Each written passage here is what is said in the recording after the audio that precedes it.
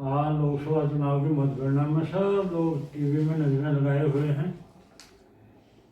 जीतने वाले अबीर गुलाल लगा के जश्न मना रहे हैं, हारने वाले कह रहे हैं कि हम शहर के कारणों की समीक्षा करेंगे।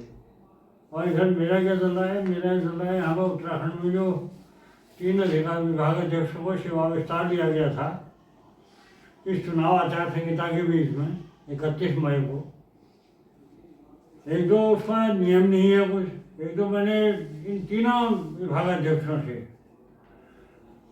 कि को जो सेवा विस्तार दिया था उसके बारे में लोक सूचना अधिकारी, लोक निर्माण अनुभाग 1 उत्तराखंड शासन को आरटीआई बनाई है।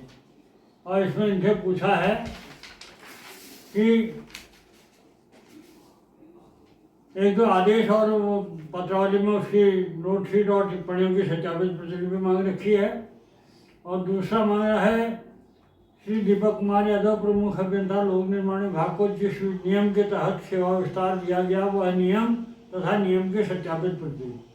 और तीसरा श्री दीपक कुमार प्रमुख अभियंता लोक निर्माण विभाग को दिनांक 31/5/24 को सेवा विस्तार का आदेश जारी करने से पूर्व चुनाव आयोग से सहमति लेने हेतु प्रेषित पत्र एवं चुनाव आयोग से प्राप्त सहमति पत्र एवं तत्संबंधी पत्रावली में उल्लिखित नोटशीट एवं टिप्पणियों की सत्यापित प्रतिलिपि। यानी कि लोक निर्माण विभाग, सिंचाई अनुभाग और ये तकनीकी शिक्षा अनुभाग, तीनों के जो विभागाध्यक्षों को सेवा विस्तार दिया गया है इनके शासन द्वारा, तो शासन के तीनों विभागों के लोक निर्माण विभाग लोक सूचना अधिकारियों को 3 आरटीआई के तहत 3 पत्र भेजकर मैंने मांगा है कि इन्हें सेवा विस्तार दिया गया है तो किस नियम के तहत, उस नियम की सत्यापित प्रति और इनके जो चुनाव आचार संहिता के बीच में ये जो सेवा विस्तार दिया गया है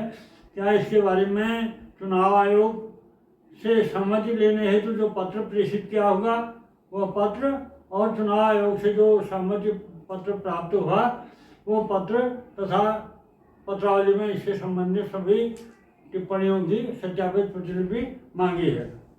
अब सब लोग तो टिप्पणी चुनाव आयोग जैसे मैं, और इसके अलावा मैंने जो यहाँ उत्तराखंड में 600 करोड़ का चावल घोटाला हुआ था उसके बारे में भी लोक सूचना अधिकारी ऑडिट प्रकोष्ठ से सूचना मांग रखी है कि इसमें अध्यावधिक क्या कार्यवाही हुई है उसके बारे में सूचना मांग रखी है। तो ये चारों विभागों को ये आरटीआई के तहत जो कर रहे हैं। अब ये भरी दोपहरी में सब लोग तो टीवी देख रहे हैं, मैं जा रहा हूँ पोस्ट ऑफिस को, ये सबके लिफाफे लिख लिए हैं पोस्ट ऑफिस में। अब ये चारों जो आरटीआई लगाई हैं इन आरटीआई को प्रेषित करने भेजने के काम से भेजने के लिए अब मैं प्रस्थान कर रहा हूँ पोस्ट ऑफिस की ओर।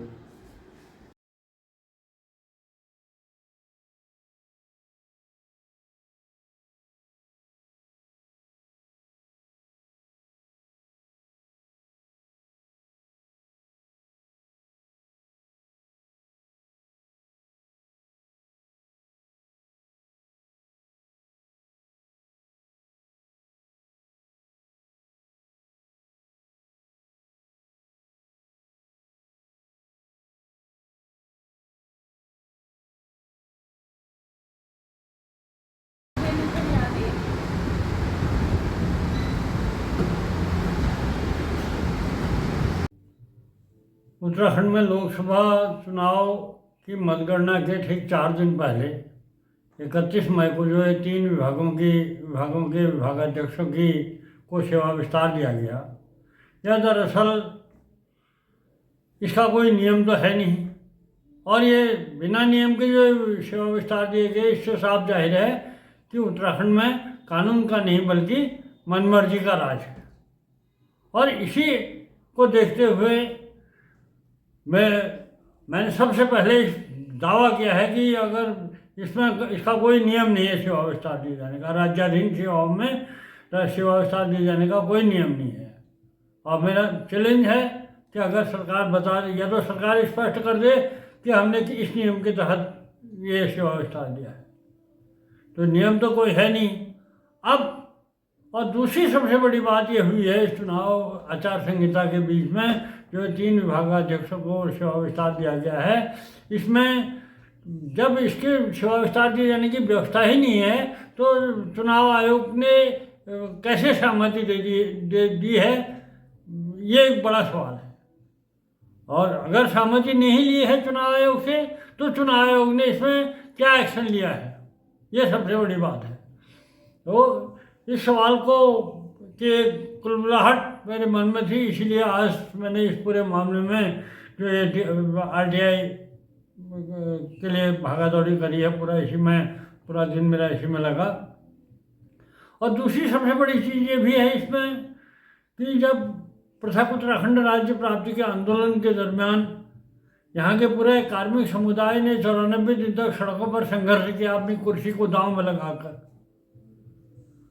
उस समय मुजफ्फरनगर कांड में मैं स्वयं मौत से रूबरू हुआ और उस समय हम लोगों ने एक कल्पना भी नहीं की थी, किसी ने भी कल्पना भी नहीं की थी कि जब उत्तराखंड राज्य बन जाएगा तो यहाँ पर सेवानिवृत्त कार्मिकों को तो सेवा विस्तार दे दिया जाएगा और जो पदोन्नति के पदों पर पदोन्नति होने रिटायर होने के फलस्वरूप जो जिन पदों पर पदोन्नति की आस लगाए हुए हैं कार्मिक, पदोन्नति की बात जो हो रहा है उसकी आशाओं पर, पदोन्नति के आस पर ही तुषारपात हो जाएगा।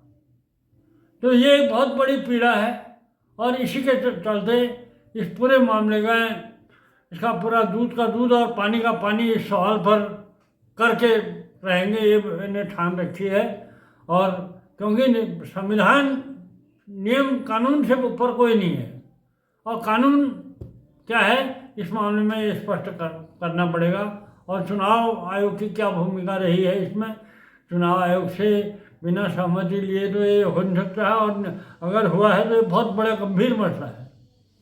तो इसमें आगे देखते हैं, आज RTI लगाई है इस पूरे मामले। और दूसरा सबसे बड़ा मुद्दा ये है कि दिल्ली में आबकारी घोटाले वाले मामले को, मनी लॉन्ड्रिंग वाले मामले में तो दिल्ली के मुख्यमंत्री अरविंद केजरीवाल को पीछे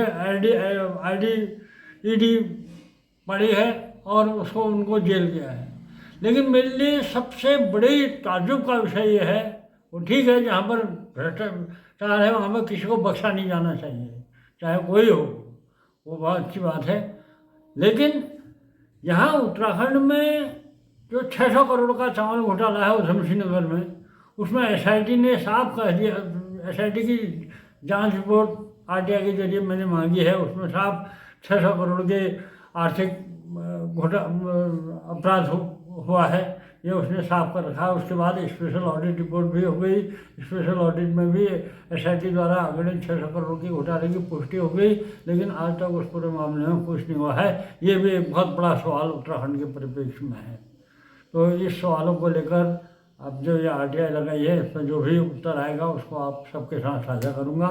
फिलहाल आपसे गुजारिश है कि मेरे चेत जाओ चैनल को लाइक, सब्सक्राइब और शेयर करते रहें। धन्यवाद।